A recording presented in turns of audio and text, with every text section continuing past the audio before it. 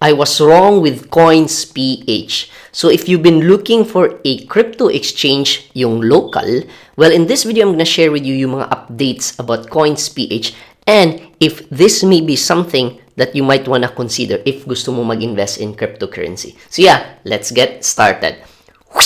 Hi guys, Yupilo here. Now before we begin, quick shoutout sa ating mga new channel members na si Zbot Gaming, tsaka si MLGL0902.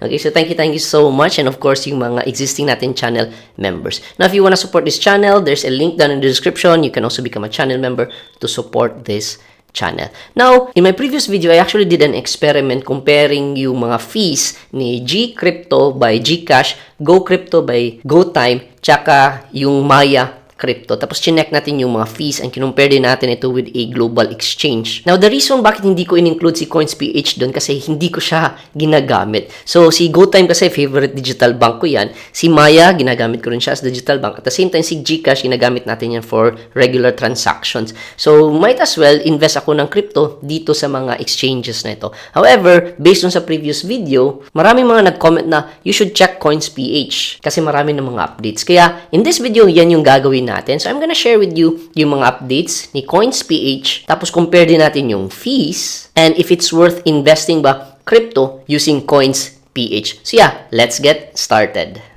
So, this is how our Coins.ph dashboard would look like. So, once you're inside, dito mo makikita, okay? Yung UI niya, so may buy and sell dito, merong spot trading, pay, tsaka rewards hub, and yung mga favorites mo and some news and whatever.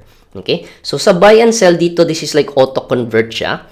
Okay? So, like sila na yung bahala. Instead na ikaw yung magti-trade, sila na yung bahala. Auto-convert yan. So, medyo ito, meron tong fees. Alright? Compared if dito ka sa spot. So, itong spot trading talaga yung best kasi yung spot trading, this is really based on the actual value on the market. Okay? Tapos, may pay din siya. So, you can pay your bills or actually, I believe mayroong mga merchants na tatanggap ng Coins.ph. So, you can pay. And ito din, amazingly, itong rewards hub. So, ito talaga yung something that I got excited. So, zero pa yung rewards natin dito. Pero if makikita mo, yung points mo, by using Coins.ph, pwede mo siya magamit with Dunkin' Donuts, pwede siya magamit for Jollibee, okay, Wendy's, and so on and so forth. So, what I love about this one is that yung goal kasi dito is that yung cryptocurrency magamit natin for real-life application. And I think this is really a good move ni Coins.ph na merong ganitong application. So, basically, like, you buy crypto, you trade crypto, tapos yung kita mo, you convert it into peso,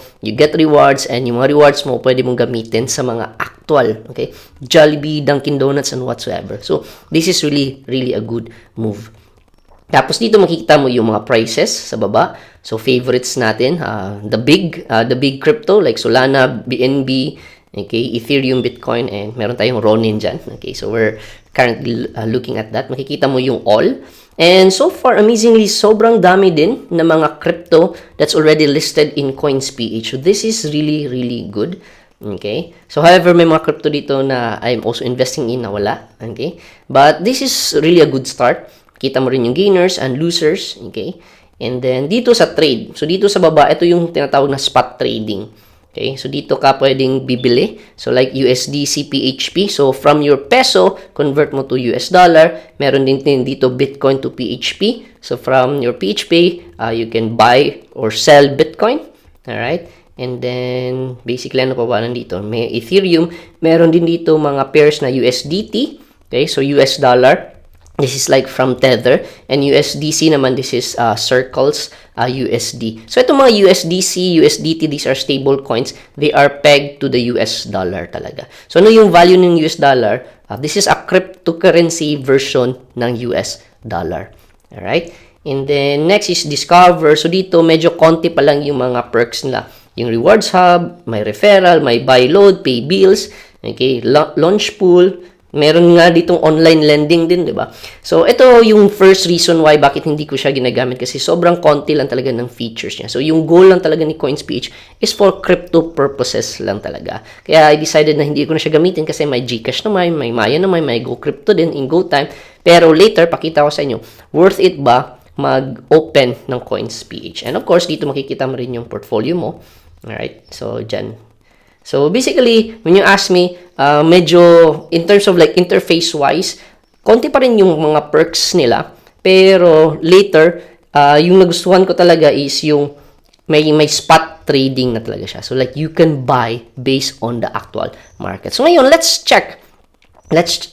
Worth it ba talaga mag-invest in Coins PH? Now, before tayo mag-proceed, if you're also interested to explore Coins PH, I just put a link down in the description so you can also create an account in Coins PH. Now, going back, so ito yung ginawa nating experiment in my previous video, GoTime versus GoCrypto versus Maya versus OKX, which is a global exchange. Tapos ito yung mga difference when it comes to buying Bitcoin. Okay? So I actually invested like 1,000 pesos in each of these platforms.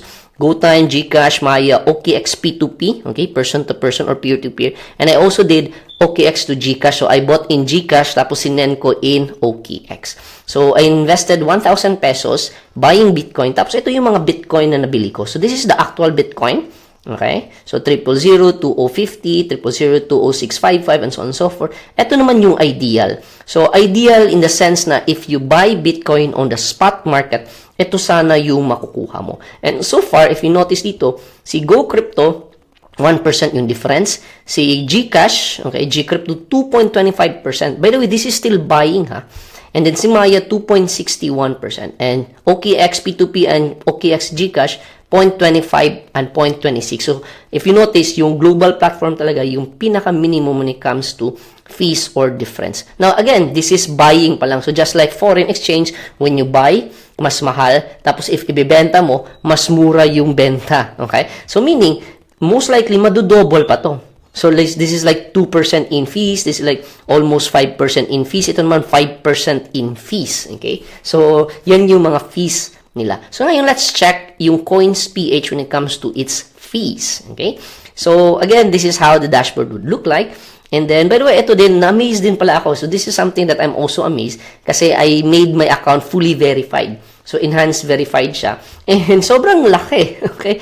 Yung daily limit niya. So, this is like 10 million per day. So, you can cash in 10 million. You can withdraw up to 10 million per day yan, ha? So, so just imagine yung monthly niyan.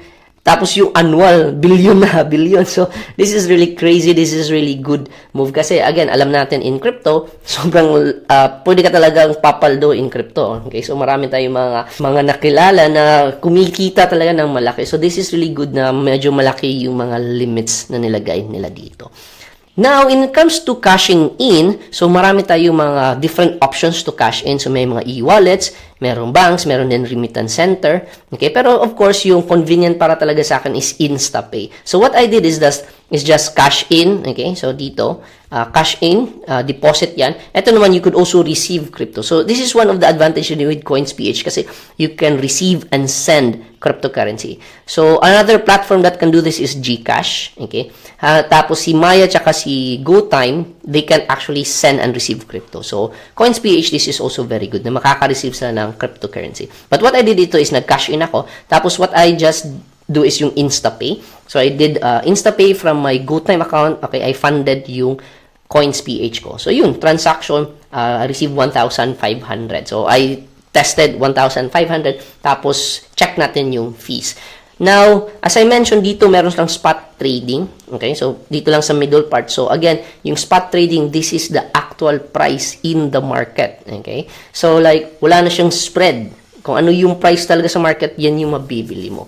And what I did dito is 1,000 muna. Because I wanna test yung difference niya dito sa Coins PH compared dun sa mga previous natin na mga experiments. So, I tested to 1,000 pesos and ito yung nabili ko, okay? So, I was able to buy 0.0019970, okay? However, take note, medyo mababa siya compared sa previous, like 0.002 yun, di ba? Kasi most likely, mas mura yung Bitcoin at that time. Ngayon, most likely, Bitcoin goes up and down sa yung price ni Bitcoin.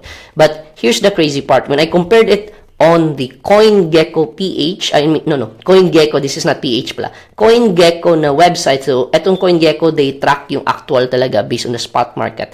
So, if I buy 1,000 pesos worth of Bitcoin, I actually get 0.0001999. So, just imagine, 1999, ito 1997. That's actually just 0.1%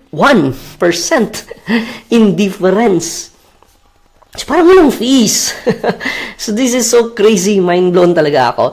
And, in fact, mas maganda pa nga siya kaysa sa OKX na spot trading, okay? But I'm not sure why this is happening, but this is really really crazy, okay? Now compare natin, okay? Compare natin. Go Crypto by GoTime, 1% difference. Ito 0.1.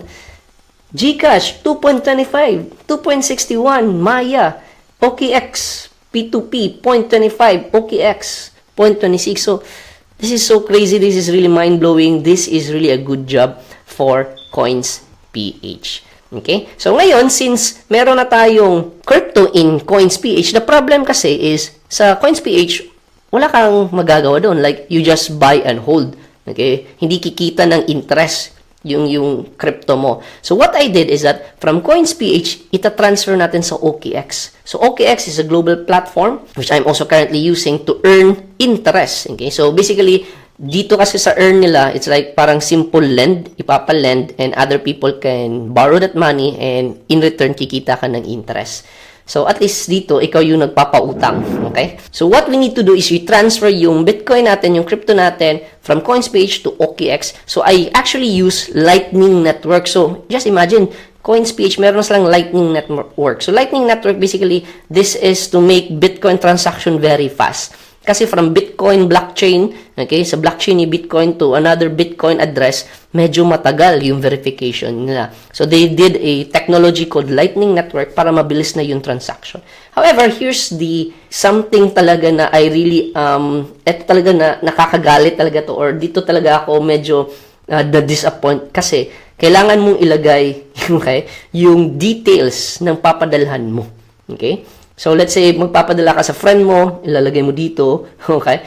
Or sa institution or to yourself, okay? So, eto, medyo really, this one really defeats the purpose of cryptocurrency na itatrack ka talaga nila. So, which, I think in crypto naman, trackable naman talaga because of the blockchain technology. Pero, I don't know, dito lang talaga, I feel like medyo, hindi ko talaga bet to na kinukuha nila yung details kung saan mo ipapadala yung crypto mo. But, probably, this is also a good idea para to iwas din mga scams.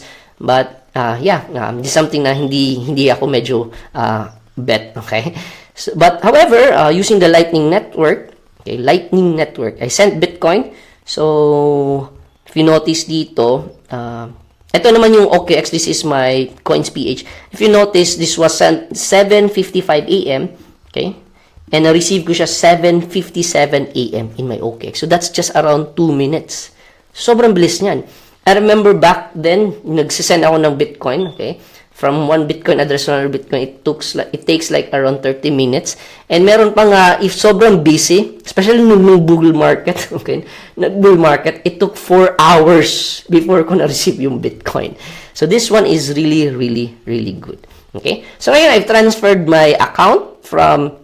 And by the way, yung network fee, you notice ito? 0.00031 Bitcoin. So, basically, parang sobrang negligible ng transfer fee. Okay? So, from CoinsPH to OKX, sobrang negligible yung transfer fee. So, what I did, kasi na-inspired ako, okay, sige. So, I added a lot dito sa Bitcoin natin in OKX. So, tinodo ko na siya kasi sa OKX kasi right now, so, this is like, meron silang bonus na 5%. Okay, sa Bitcoin mo. So, tutubo yung Bitcoin mo 5% per annum. Tapos, only for the first 0.01, okay, 0.01 na Bitcoin. So, as of this video, yung value ng Bitcoin na 0.01, that's around $800. So, I maximize it, that one, okay, para kikita siya ng 5%. And then, also, I funded, okay, dito naman is USDC. So, this is US dollar stable coin. At least, yung US dollar mo kikita din ng dollars. So, dito meron siyang 10% for the first 500 USDC. Also, dito din, USDT. So, this one is different. USDC is Circle na US dollar. Ito naman USDT. This is by Tether na US dollar din na crypto. So, dito, 200 lang dito. So, I'm still gonna add this. And by the way, itong 5% tsaka 10% in Bitcoin and USDC, this is only valid up to 6 months. 180 days. So, at least, in the next 6 months, kikita ng 5%, 10% in interest yung cryptocurrency natin. So yeah, that is it from Coins.ph. You buy and then transfer ko to OKX. Yun yung mga fees, yun yung experience ko when it comes to using Coins.ph. So in conclusion, Coins.ph, the best local crypto exchange. Okay, the crypto exchange here is local. So best to buy and sell kasi spot na yung price niya. And then from Coins.ph, you might wanna consider transferring it into global platforms like OKX para kikita yung mga cryptocurrency mo ng interest. So if you're also interested in exploring cryptocurrency, I'll just put a link down in the description. You can open an account in Coins.ph. You could also open an account in OKX down in the description below. If you use my link, you also get some rebates sa mga trades mo. Now, I hope you find this video valuable and helpful. And if you did, make sure to hit that like button. Tapos consider subscribing. Okay? Saan ba yung subscribe button? Dito. Okay? So we can hit itong silver play button and we can reach more Filipinos. Now, if you're wondering dun sa experiment ko, like yung mga fees ni Maya, ni GoCrypto, ni Gcash, na Gcrypto, you might wanna check out this next video kung saan I share dun yung experiments ko, yung mga fees when it comes to these mga local exchanges. At the same time, also put a link dito din if you wanna know, if this is the first time you're hearing about cryptocurrency and you also wanna learn about cryptocurrency, you can check out this next video also. Ito yung mga strategies ko investing in crypto this year, 2026. So yeah, go ahead and check out this next video and I'll see you there.